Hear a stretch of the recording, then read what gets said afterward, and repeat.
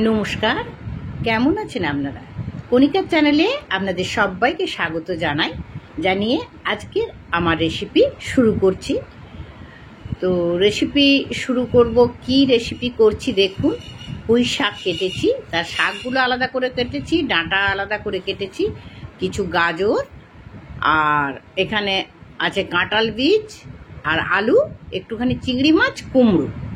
আর এখানে একটা আমি ভাজা মশলা বানিয়ে নিচ্ছি, সেটা হচ্ছে গিয়ে এই 4 চামচের 1 চামচ ধনে, 1 চামচ জিরে, 1 চামচ মৌরি। এইটা আমি শুকনো খোলায় ভেজে নিচ্ছি। তো দেশে বিদেশে আমার যত বন্ধু আছে সবাইয়ের জন্য রইল ভালোবাসা ও শুভকামনা।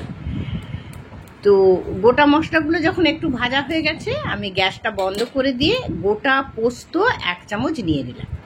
তাহলে 1 চামচ জিরে, গোটা জিরে, 1 চামচ ধনে, 1 চামচ মৌরি আর 1 চামচ পোস্ত দানা। এইটা আমি ড্রাই রোস্ট করে নিলাম, গুঁড়ো করব। আর এদিকে নুন হলুদ মাখিয়ে রাখা চিংড়ি মাছ আমি ভেজে নিচ্ছি। অতি পরিচিত রান্না, কিন্তু অতি সুস্বাদু রান্না। আমি যে রান্না করি খুবই কম তেল মশলায়। এবারে আমি কড়াইতে চিংড়ি মাছ ভাজার পরে সেই তেলে দিয়ে দিলাম একটু 5 ফোড়ন আর 2টো তেজপাতা। তো তেজপাতা এবং এটা বেশ ভালো করে গন্ধ বেরোলো, ভাজাও হলো ফোড়নটা। এবারে আলু, গাজর আর ওই যে কাঁঠালের বীজগুলো কেটে রেখেছি, এইগুলো দিয়ে দিচ্ছি। যেসব বন্ধু আমার রেসিপিটি দেখছেন তারা একটা লাইক দিয়ে দেখবেন। সকল বন্ধুদের আবারও জানাই ভালোবাসা, শুভকামনা। এইভাবে প্রথমে এই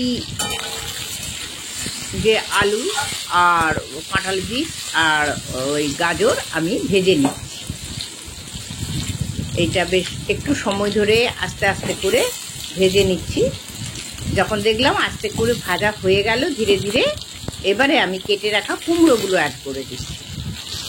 খুব সুস্বাদু একটি রান্না, খুব পরিচিত একটি রান্না, কিন্তু কণিকাদির রান্নাগুলো একটু দেখবেন অন্যরকম, একটু কম মশলা লাগে, কিন্তু খেতে হয় অত্যন্ত সুস্বাদু। তো কুমড়ো দেওয়ার পরেই কিন্তু আমি পুঁইয়ের যে ডাঁটাগুলো, পুঁই শাকের ডাঁটাগুলো কেটে রেখেছিলাম সেটা দিলাম। সেই ডাঁটাগুলো দিয়ে এবারে ঢাকনা দিয়ে নাড়বো। আর ততক্ষণ এখানে মশলাটা গুঁড়ো করে নিচ্ছি। আপনাদের আগেই বলে দিয়েছি, মশলাটা দেখে নিন। মশলাটা আমি কিন্তু গুঁড়ো করে নিচ্ছি। আর এদিকে এইটা দেখুন, ঢাকনা দিয়ে আমি কিন্তু নাড়তে থাকি। দেখুন অনেকটা ভাজা ভাজা হয়ে গেছে। এইবারে আমি কেটে রাখা পুঁই শাকগুলো দিয়ে দিলাম। পুঁই শাকগুলোও দিলে খুব সুন্দর খেতে হয়, তাই এবার আমি কেটে রাখা পুঁই শাকগুলো দিয়ে দিলাম। ওই একইভাবে আবার ভালো করে একটু কষিয়ে নেওয়ার পালা। আর গ্যাসটা অবশ্যই মিডিয়ামে রেখে আমি কষিয়ে নেবো, ঢাকনা দিয়ে কষাতে থাকবো। একটু বেশি সময় ধরে কষাবেন, দেখবেন শাকগুলো বা সমস্ত সবজিগুলো খুব সুন্দর করে যেন ভাজা ভাজা হয়ে যায়। একটু সময় লাগবে, কিন্তু সুন্দরভাবে এগুলো হয়ে যাবে। এই পর্যায়ে হওয়ার পরে দিয়ে দিলাম লঙ্কা গুঁড়ো, হলুদ গুঁড়ো আর স্বাদ মতো নুন। লঙ্কাটা আপনার যেমন খাবেন সেইভাবেই আপনারা ঝালটা ব্যবহার করবেন।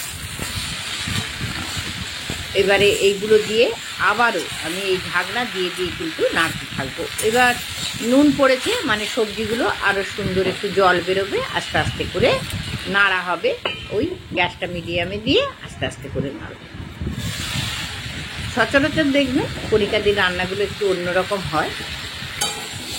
আর এই রান্নাগুলো কিন্তু খেতে খুব সুস্বাদু হয়। একবার রান্না করে দেখবেন, খুব ভালো লাগবে খেতে।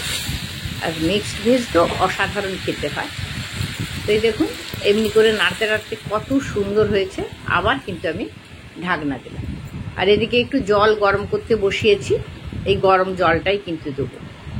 যে কোনো সবজিতে যদি পড়ে যায় একটু চিংড়ি মাছ, তার তো স্বাদই বদল হয়ে যায়। তার সঙ্গে আছে কাঁঠাল বীজ, খুব সুন্দর খেতে। দেখুন কোনো মশলা নেই, শুধু নুন হলুদ আর একটু লঙ্কা গুঁড়ো দিয়ে নাড়তে নাড়তেই আমার দেখুন কত সুন্দর হয়ে এসছে। সবজিগুলো প্রায় সেদ্ধ হয়ে এসছে। কিন্তু যেহেতু আমি এটা একটু ঘন্ট মতো করব, তাহলে তো একটুখানি জল দিতেই হবে। আর ঘন্ট মানে একটু লটপটে না হলে ঠিক যেন আমার মনে হয় ভালো লাগে না।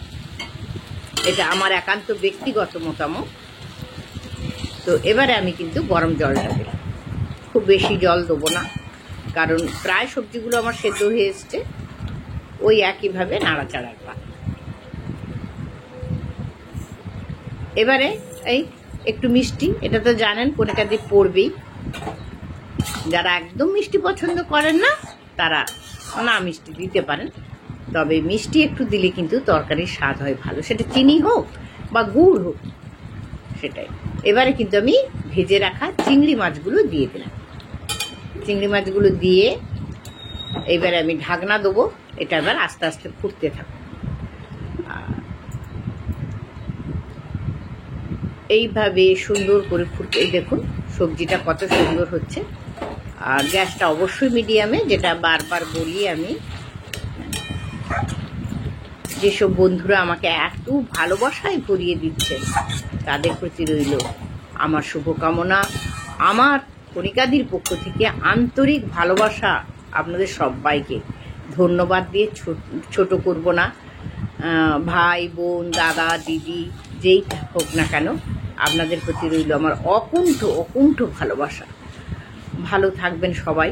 দেখুন এই করতে করতে আমার দেখুন তরকারিটা কত সুন্দর হয়ে গেছে। ওই একটুখানি আমি জল দিলাম। আর নুন মিষ্টিটা অবশ্যই চেখে নিতে হবে, যে যেমন নুন মিষ্টিটা করেন। এবারে ওই যে ভেজে গুঁড়ো করে রাখা জিরে ধনে পোস্তদানা আর একটুখানি মৌরি, এই মশলাটা দিয়ে যদি একবার রান্না করেন বন্ধু, এর স্বাদ আপনার মুখে লেগে থাকবে। আমি বলছি এত অপূর্ব হয়। আর সব তরকারিতে পেঁয়াজ রসুন কিন্তু আমি দিই না। দেখুন না একবার পেঁয়াজ রসুন না দিয়ে রান্নাটা কেমন লাগে। এবারে দুটো কাঁচা লঙ্কা দিয়ে দিলাম। দেখুন রান্নাটা আমার কিন্তু প্রায় কমপ্লিট হয়ে এলো। তো সমস্ত বন্ধুদের আমি তো নমস্কার জানাচ্ছি, ভালোবাসা জানাচ্ছি, শুভেচ্ছা জানাচ্ছি। সবাই ভালো থাকবেন, সবাই সুস্থ থাকবেন। এবারে গ্যাস বন্ধ করে কড়াইটা আমি একটুখানি ঢাকা দিয়ে রাখবো, তারপরে আমি গ্যাসটা বন্ধ করে দেবো। গ্যাসটা বন্ধ করলাম। এবার আমি কিন্তু নামিয়ে নিচ্ছি। একটা সুন্দর সবজি হয়ে গেল। সবাই ভালো থাকবেন, সবাই সুস্থ থাকুন, সবাই ভালোভাবে দিন কাটান। সবাইকে নমস্কার জানিয়ে আজকে কণিকাদি বিদায় নিচ্ছে। আসবো অন্য কোনো দিন অন্য কোনো রেসিপি নিয়ে।